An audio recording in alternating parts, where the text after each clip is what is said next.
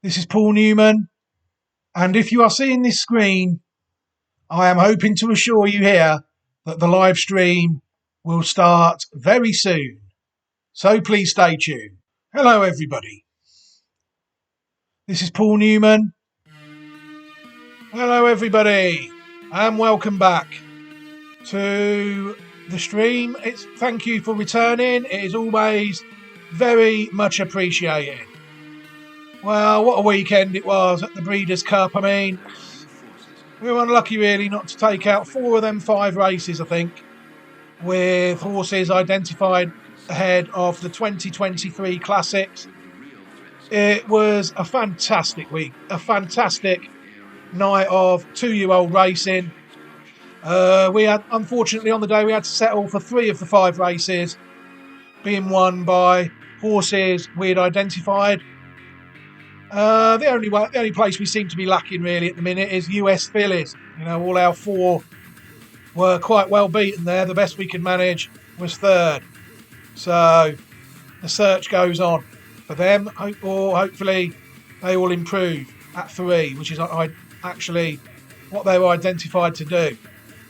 I'm not going to lie to you though, it would have been nice to pick up the 2-year-old Group 1 along the way though. What I'm going to do today is it's time now really, I think, as we draw to an end of the 2022 flat season. Obviously there's a few more races in America, and these horses, a couple of them are racing in Australia as well. But I think it's time now to have a look at the verdict of Classic Watch 2022. I mean, the site is still there. People can go and see the site at classicwatch2022.ml. And what I'm going to do is I'm going to do them by order. We're going to do the UK trained horses today, and then the next broadcast will obviously be the Irish ones, the French ones, and the US ones. And we can just have a look how right we were or how wrong we were.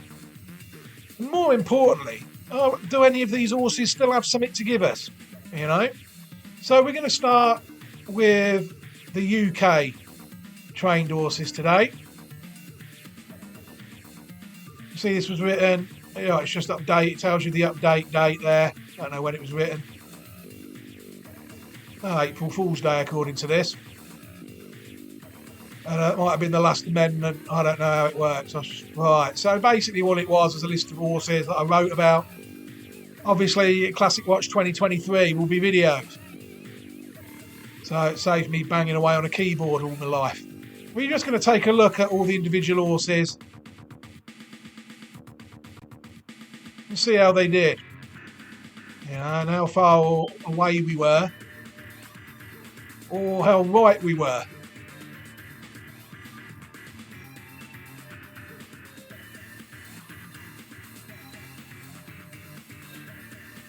As you can see, there we fired a few darts. You know, but I thought at the time we had some nice horses on here. So let's see how we got on. We have to start probably with the biggest failure of the lot. The Group 1 winning 2-year-old, Angel Blur. I mean, people look at the form of the horse at 2. They will see that in its 3 runs this season, of which none of them were in classics, it failed to finish at better than 3rd in only 3 runs. You know, and if people look at the racing post figures of the horse, they will see that it just backs up everything we say. The horse has just not improved at all. You know, other horses have improved past it. Ours, Angel Blur, which is strange because it is one of the best bred ones we had, related to horses that have done well at 3, like Highland Real, horses like that. You know, we didn't expect it to only be a 2-year-old. It might just, I don't know what they're going to do with the horse. You know, they've not gelded it, which to me is fantastic at this stage. But, I don't know, it's going to be a brave person to chance that, I think, next time out. It has to go down as a fail. It's not won a classic, it's a failure. And what's more, it's not even improved from 2 to 3. So we have to say we were wrong about that one. The next one, Native Trail. Well, I think we got away with this one by the skin of our teeth. Again, another top class 2-year-old. Dual Group 1 winning 2-year-old. It won the National Stakes and it won the Dewhurst. It then came out and won the Craven. It was runner-up in the English, won 2,000 guineas. But then it did us proud and it achieved its objective when it won the Irish 2,000 guineas. So this one here is a total 100% success. It's done exactly what we said it would do. It's disappointingly about the horse, though. It's not been able to win outside of its age group. It's tried in the Eclipse and the Juddmonte International, and it's not been able to win a race against older horses. They've not rumoured to have retired it or anything. I don't know what they're doing with the horse. To me, the last 2 runs have exposed the horse a little bit. And it has to go down as a classic winner on Classic Watch 2023-22, which is exactly what it was meant to do. Total 100% success. Danny. Again, this one we had hopes for. It showed decent form at 2. Runner-up, placed, in 2 Group 3 races. We were hoping that the step up to Classic Trips might do the job for it. As you can see, they've not even got it on the track, really. They got it on the track once in August when it ran in the Hopeful Stakes against older horses over 6 furlongs. So they've gone totally the other way to what we were hoping it would do about 4 months after we hoped it had hit the track. So we have to put this one down as a failure as well. It's not exposed itself though. And the horse has only ever had 4 runs in its life. So this is still a relatively unexposed horse.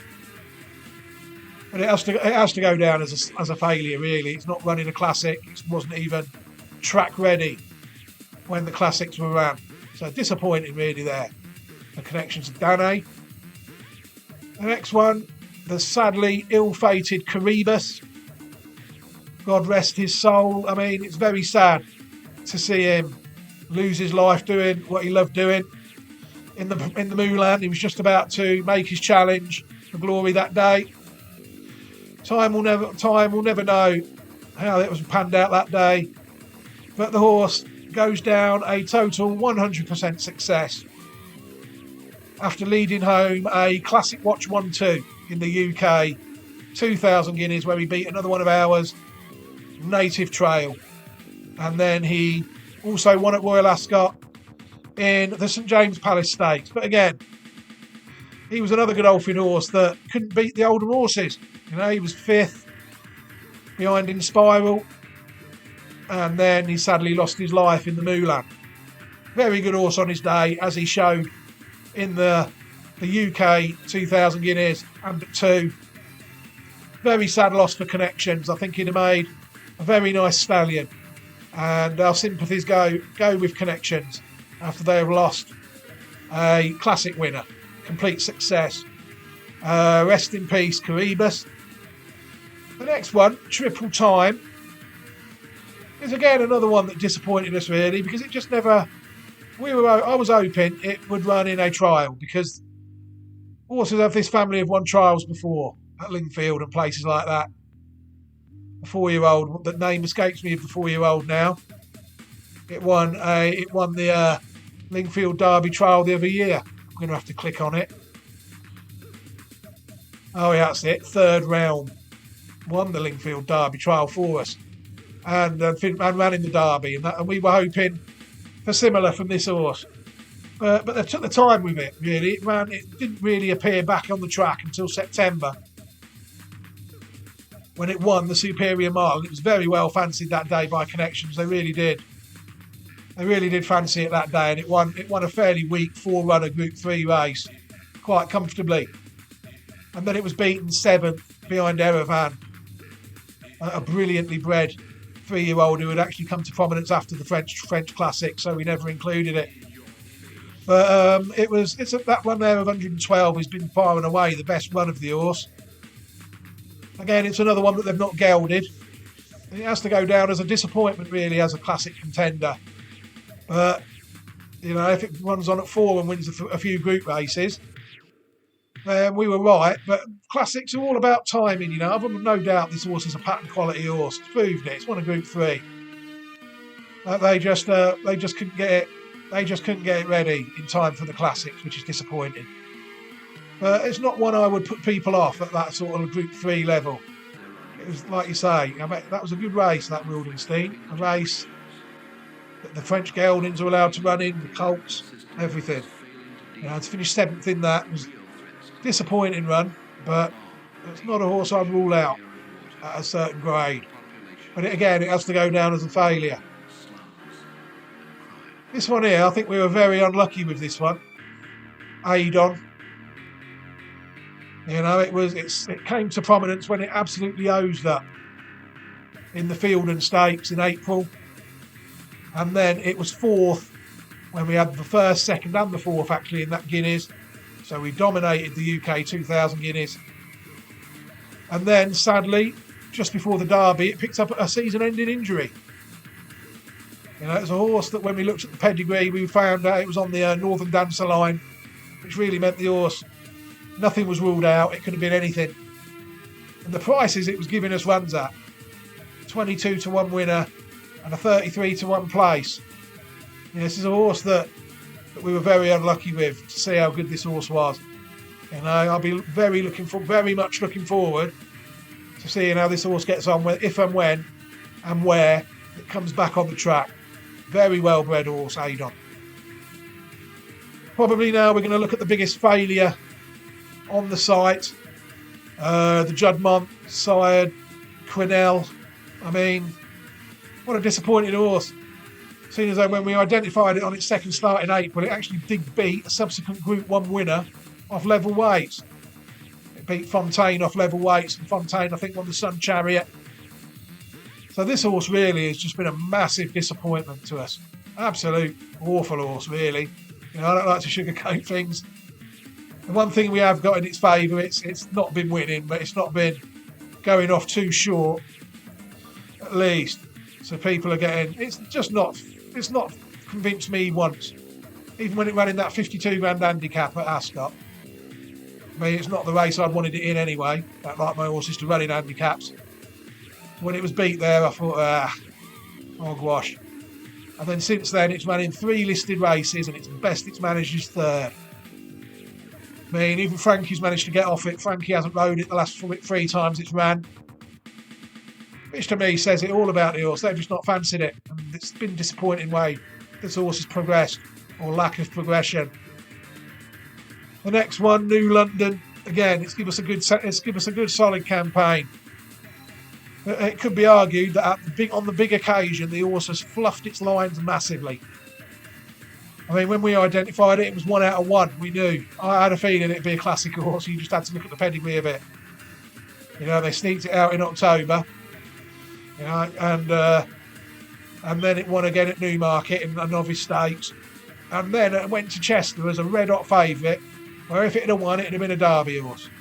It got absolutely battered by changing of the guard and looked really slow. Then credit to Godolphin, then they gave it a couple of months then, you know, and brought it back, and it ran well. 2 starts, it won a race we do like to take. It won a race I do like to take out and seem to take out every year. The Gordon Stakes at Goodwood, I think Mogul won it first the year before. And after winning a £52,000 handicap in the style of a group horse, it really did bolt in that day. And then it went as again quite a short price favourite to the St Ledger, and it was unfortunate. It was unfortunately beaten by one of ours that didn't seem to open in the tab. You know, so it was quite a disappointing really run for New London. But to me, it's a horse that people could move forward with. The form of the horse, and it's never been out the first 2 in its life. You know, so it'd be impossible for me to say that this horse could be a couple of better than what it is. 118, 120, maybe. If it's entered in anywhere, Australia or anywhere, you see it's entered in. So you've not even looked at the page, it never ran in the Arc. You know, will it be a maiden horse? You know, will it be anything? It could be to Australia. But they don't really tend to do that much these days, send Charlie Appleby's horses out there. They tend to run Cummins' horses out there. So I'd say the chances of it running in Australia are probably less than what they were 3 years ago. As it goes out there full time and Cummins trains it. It's a very good horse, and I think it's ran well. We'll touch on the other one now that won the UK St Ledger for us. Is Eldar Eldarov. You know, we found out this horse was actually on the Alouette line we like so much, by Dubarry, so it was obviously going to come to our attention when it was very well supported at Royal Ascot, and it won well, just held on. But then bombed a bit in what is arguably the French Derby. It is not the French Derby, the Grand Prix de Paris, over what the Derby trip of 1 mile 4 furlongs. The French Jockey Club has 1 mile 2 furlongs, and that is the French Derby, if that makes any sense. You know, ran a poor race that day. It was one of the first beat, in my view. It then bounced back in no uncertain style to win the UK St Ledger in a 1-2 for us again. So that's a 1-2 in the 1,000 guineas, 2,000 guineas and a 1-2 in the Ledger. For Classic Watch 2022, anyone to think we knew what we were doing, boys and girls, eh? So that was a nice performance for us when it won the Ledger, and then it bombed out. I mean, I've been watching Alouettes a long time. I never like them over 2 miles. I tried it over 2 miles, and it was thrashed. 7 out of 8 in the Champion Stayers on Champions Day, the Long Distance Cup. I mean, my view on this horse is it is what it is. It's not a stayer. He won't make it into a stayer. If he's a genius, if he does, Roger Varian. If this wins a Group 1 staying race over 2 miles plus, he's a genius. Because the horse is what it is, in my view. It's a 1 mile 4 horse. I think that's probably stretching the stamina, 1 mile 6. If you watch the race, it was only a turn of foot. It went clear. It might stay. It went clear in the style of a stayer, but to me, it was the best bred horse in the race. I mean, it's a Coronation Cup horse. It's a Hardwick horse. It's an Arc horse, King George horse, in my view. And if it falls short in them sort of races, it falls short. You know, I would rather them run in them races and get beat than try and run it in staying races. And that's my view on the horse. Brilliantly bred horse and a UK Classic winner, and it has to go down as a complete success, really. The last one we identified on the UK train site is El Bodygon. You know, this one is going to give us some more adventures, we feel, probably once a fortnight when they get settled. Another Group 1 winner at 2. Beat horses like the Stone Age, another horse that hasn't really figured in the classics. And this one is interesting because it's actually ran its best race in Australia. You know, it was placed in the French Derby for us, the proper French Derby. And it was also placed in the other race, the Grand Prix de Paris as well, 3rd. You know, so that was a bad race for us, really. We had 2 in it, maybe 3, we're not sure yet, and we never managed to win that 1 mile 4 race this year. That was the race Mogul won the other year as well. And it won the actual 2nd in the French Derby behind Superstar Verdani, who might have appeared on the French trained list. And then it ran behind Deauville Legend in the Voltiger, where I was hoping that'd be the race to make it, really, Voltiger Ledger. But instead, they sold the horse to Australia. And next time it turned up in the Cox Plate, and as the horses do sometimes. And it ran an absolutely belting race behind Animo, the Godolphin horse, to finish 3rd. You know, and if that form holds up, this horse is going to win Group 1 races in Australia. It might have to take it in turns to do so, because that's what they do out there, really, to a certain extent. But that form there, 3rd in the Cox Plate, would be more than good enough for it to win an Australian Group 1 pattern race, without any shadow of any doubt. So the future could be rosy for this horse. It's still got good form if you look at the horse. Look. It's only finished out the first 3 once in its life. And that was in the Dante, when I thought 1 mile 2 might be a bit short for a horse that won over 1 mile 2 furlongs at 2.